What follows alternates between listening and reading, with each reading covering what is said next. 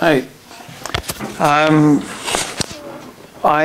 My plan is to do some application stuff today to try to do some integration for us. So I'll see how that goes. Now, is there anybody who came ready to do your presentation today? You don't have to do it today, but if you have it all together, Lisa? Okay. So do you need to project anything on the... No, but can I do it at the end? Because I don't want to do it on camera. You don't want to do it? Well, yeah. On... camera. Okay. Because not that like my boss would ever find it or anything. Okay. You know what I mean? Like. All right. That's fine. Well, maybe you can do the... maybe not. Okay, yeah. All right, we'll do it towards the end. And so you're ready. Laura, are you ready? Or no, that's okay. To do it next week is good. So next week it's due? Yeah. Yeah, we had 2 weeks where we're going to do student presentations. Okay. But that's okay. You don't have to do it today. I'm more than ready to do stuff here. So, all right. So what I'm going to do then is this sheet that I gave you is just to spark things off in your mind about different theories of communication. You know, we've been through Little John and through Craig's book. And it's probably been, somewhat overwhelming because there's a lot of stuff in the books, and some of the writing is pretty technical at points. So my goal has been for you to be exposed to a lot, to become familiar with parts of it, and to become really good at one thing, which is hopefully what your paper is doing. That you're drilling down a well, so to speak, into something that you're understanding better. Because those of you, again, who were at the comps a week and a half ago, will remember Kate saying that she needed to find some track through the field, to focus on. Because otherwise it's just a big field. It's very big, over 300 theories. There's just no way you can deal with all of that stuff. So this sheet just illustrates that for you. The top paragraph are chapters from this book by Griffin, which is an undergraduate text in comm theory, which is kind of a nice introduction if you need to go back and review things. Griffin's not a bad book to have in your library. You can get used copies of it at various places. But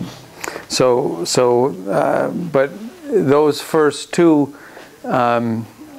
sections are all the theories that are covered in his book for undergraduates. I don't even cover all of them. I only cover the first section when I do undergraduate comm theory this year. Other years I've tried to cover it all, and it didn't work.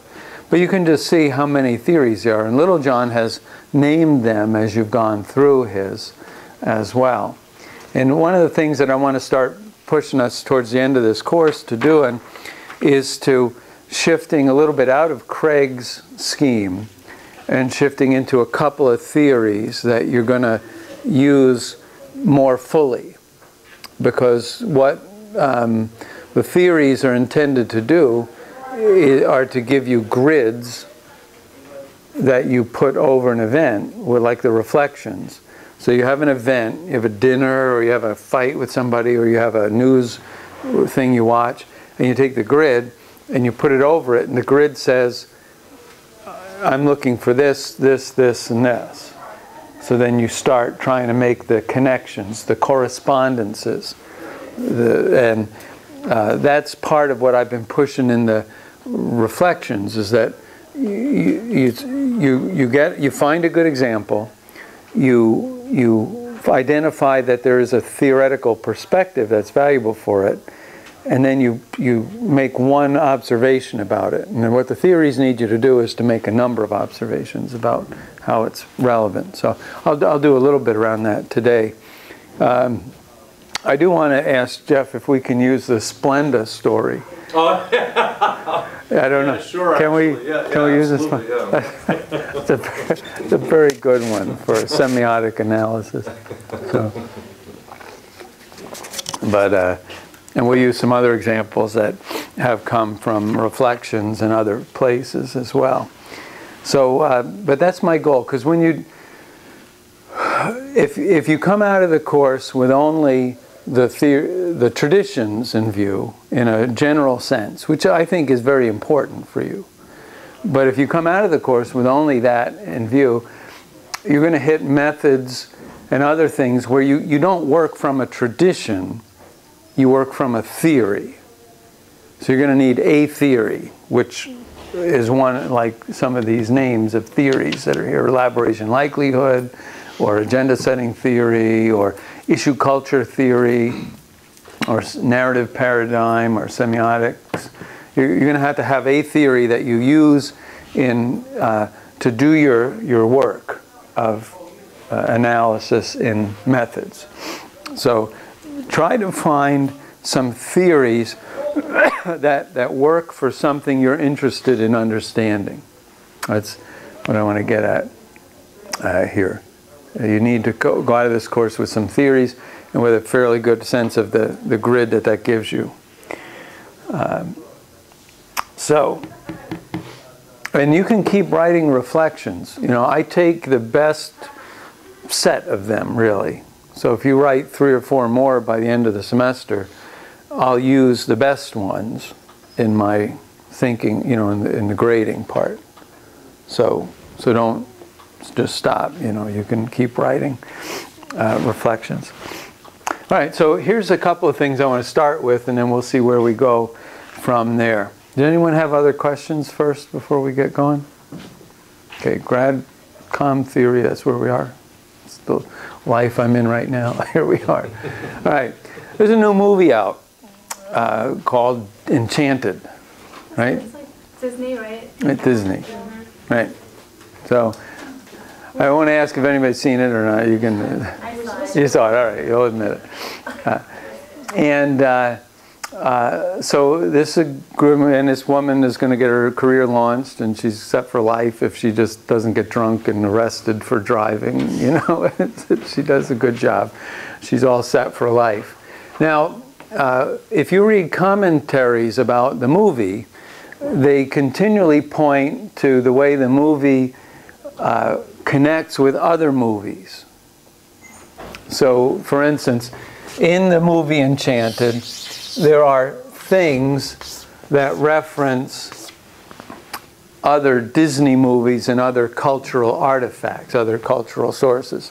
They talk about it, there's Cinderella references in it, and there are Snow White and the Seven Dwarfs references in it. There are probably Sleeping Beauty references, and It's like Shrek, right? Kind of like how it references the yeah, so we'll talk about that in that regard.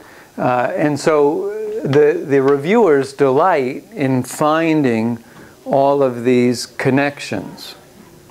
Now, from our perspective, this could be a reflection, or it could be a journal paper in the field of communication studies, and it would be moving in the area of symbols that have meanings that get used in new contexts and take on new meanings.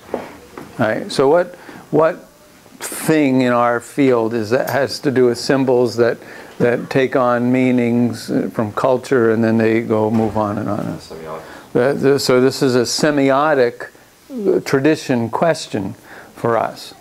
And so you might write a reflection about how the symbols, when they hit from Cinderella, for instance, they were already symbols that were referring to something else. And that was already referring to something else. So in the language, now here's where, so this is the beginning of a reflection, let's say. So you've identified a good example, you've connected it to a tradition, and you've pointed out that there are movements of symbols that come from other symbols, other places. To make this more complete, what you've got to do is go to the theoretical perspective and draw out the language of analysis. So let's think for a little bit about some of the language you want to be using when you're talking about semiotic analysis. So, words. Okay, we're going to talk about meaning, sign, symbols,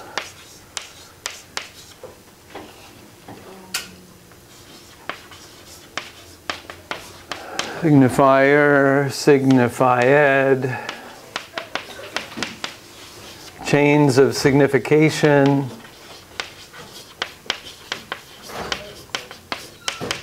where a signifier becomes a signified, which becomes a signifier, which becomes a signified, and it moves on and it continually grows in its meaning. So, meaning, signs.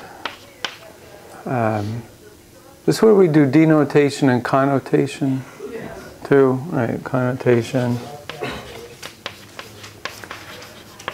That it means something, but it has another meaning to it. So connotation, denotation.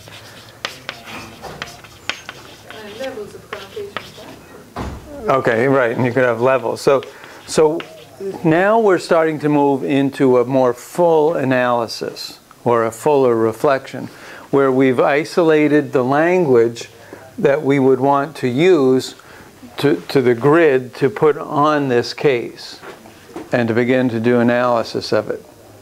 So a good reflection, or a top quality reflection, or a good journal paper would then begin to say, all right, what are the signs in the movie? You know, like, and so, Anna, what are some of the signs that are present in that movie, would you say? Like there was when they had the big beauty ball scene. Okay. And she ran out. She left her shoe. Okay. Which reference to his house. When the clock struck 12, that if she wasn't kissed, because she had bit the apple, that she was going to die. So that was Sleeping Beauty reference. Right. So it's like they mixed up. They just threw all this stuff in, boiled it up, threw it into New York City, and out came a movie, right? Okay, so so you would identify the signs. The shoe, the apple, the dress is a sign, you know,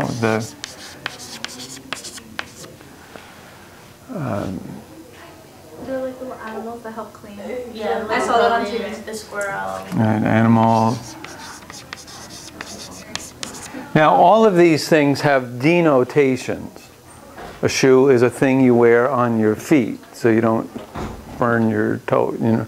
And an apple is a fruit that comes from Japan, and you know, whatever. So all of these things have denotation. So you would say that in your paper. You would say all of these signs have denotative meanings to them. So what you're doing is, when you say that, you're applying the semiotic perspective to this.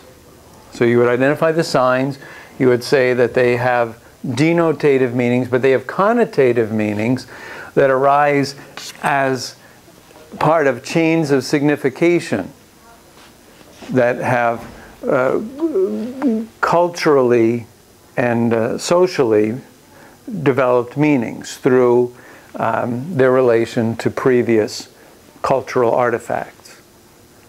So what I'm doing is I'm talking the language. So this is the way you would do the analysis of it. So you would look at the signifier is the shoe, but the signified is the identification or the connection to the family, or it's a way of identifying somebody. The apple is the signifier, but the signified is poison, is danger, these things. So this is the way to move from, in our reflection, this is the way to move from like a 2 to a 3, is by expanding these out, getting the hold of the language of a theory, and then working with it to do this.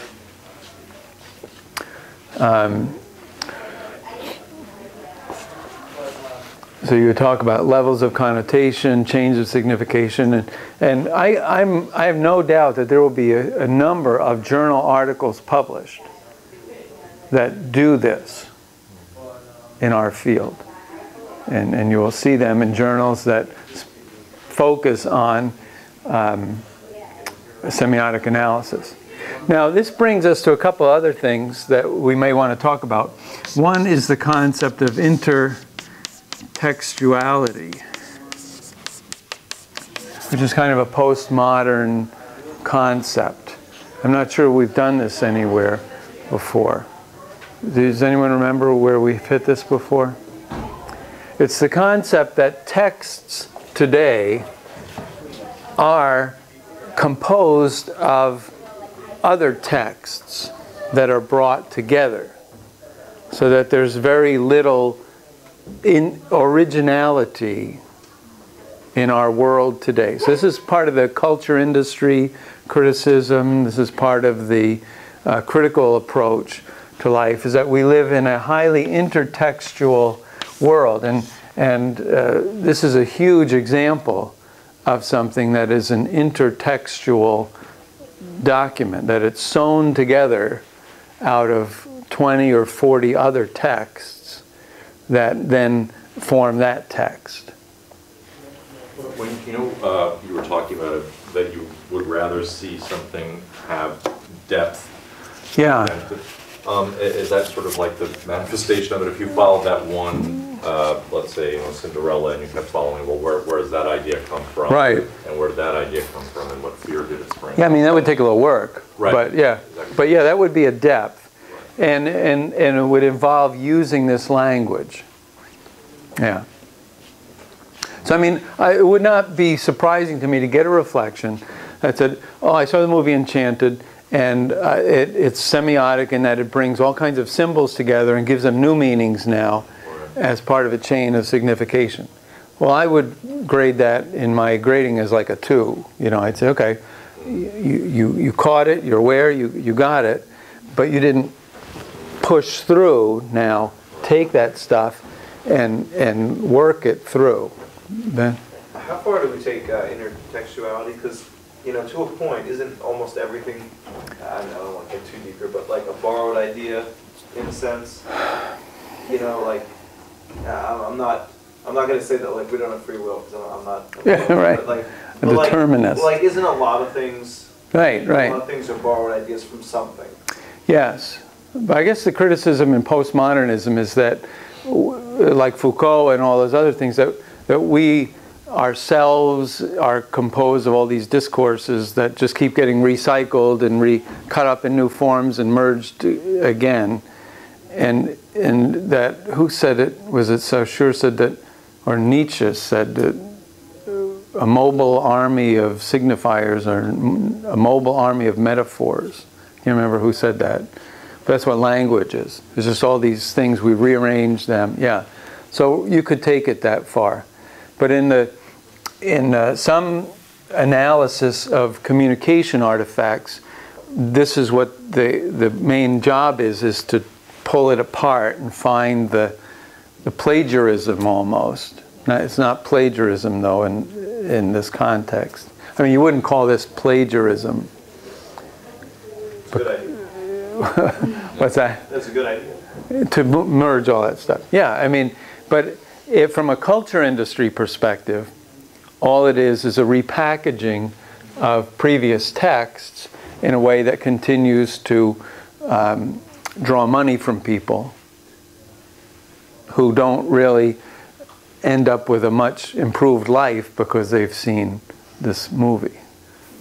So they've been entertained, yeah. Like, isn't intertextuality more like,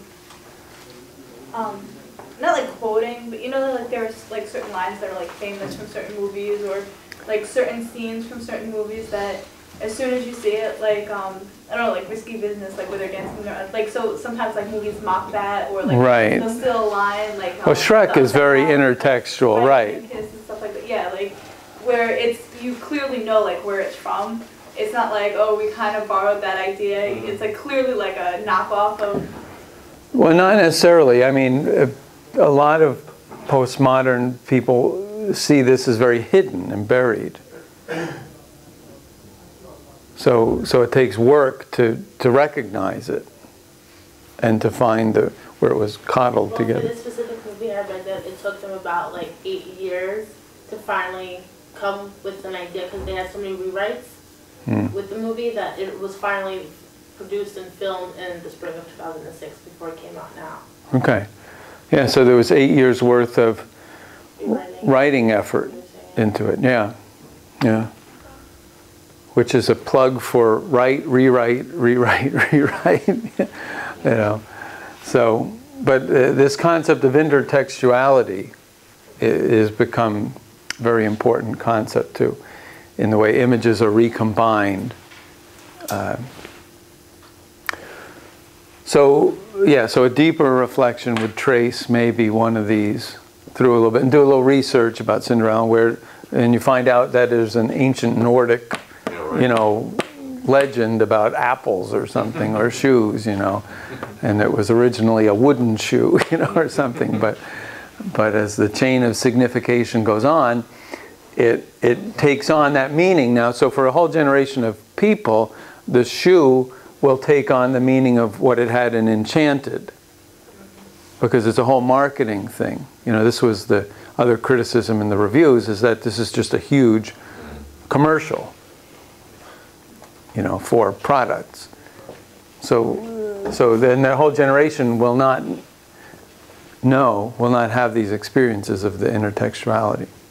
So it goes on, which leads to the concept over here of hyperreality, which is the idea that as we move along this chain of signifiers in our communication artifacts, that we get to the point where we've totally lost touch with the original signifier-signified sign relationship.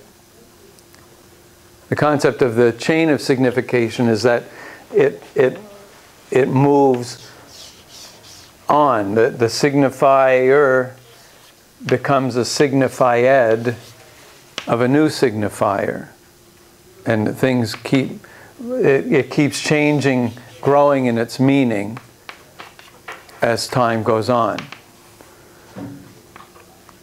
So, for instance, pirates of the Caribbean. Right, at some point, there were pirates, right? At some point, the word pirates was attached to people. There was a signified and a signifier. Pirates came to be, and that was the base one of it.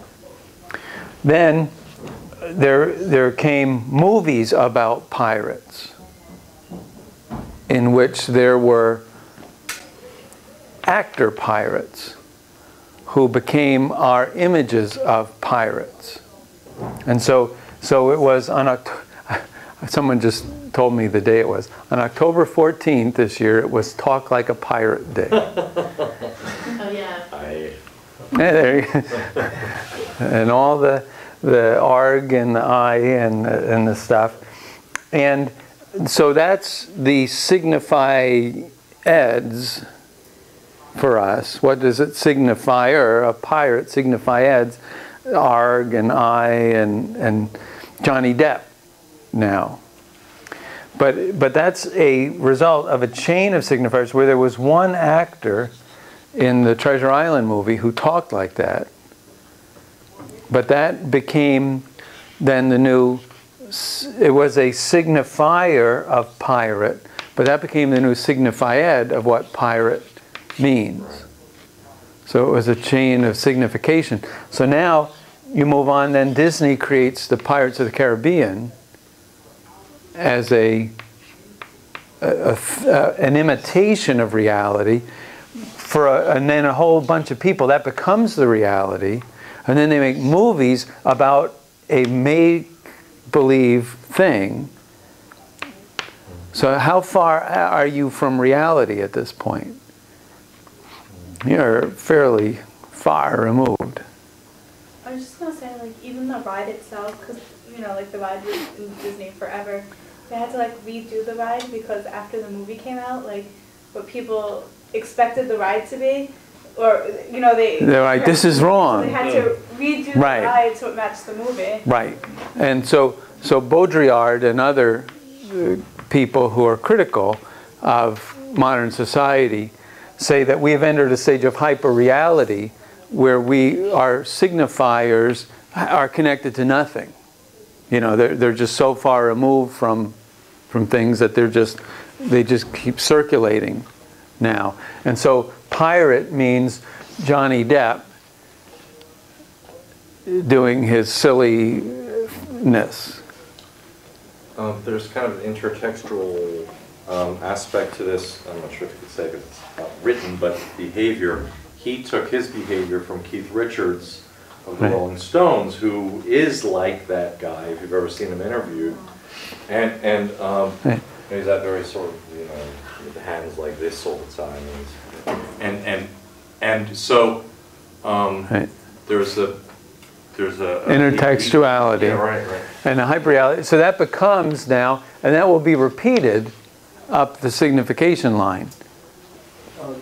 In this example, when you're talking about pirates and all that, couldn't you stay closer to reality just by doing the research as opposed to sticking to, oh, I saw Pirates of the Caribbean, so I'm going to stop my research there and then base it off of this, you know? Who? Just in general, as when you're creating, like you said, you're creating these images based off of what happened before. So you're saying that they're creating the image off of Johnny Depp. Well, what if they go back and do their research and don't create their image off of Johnny Depp?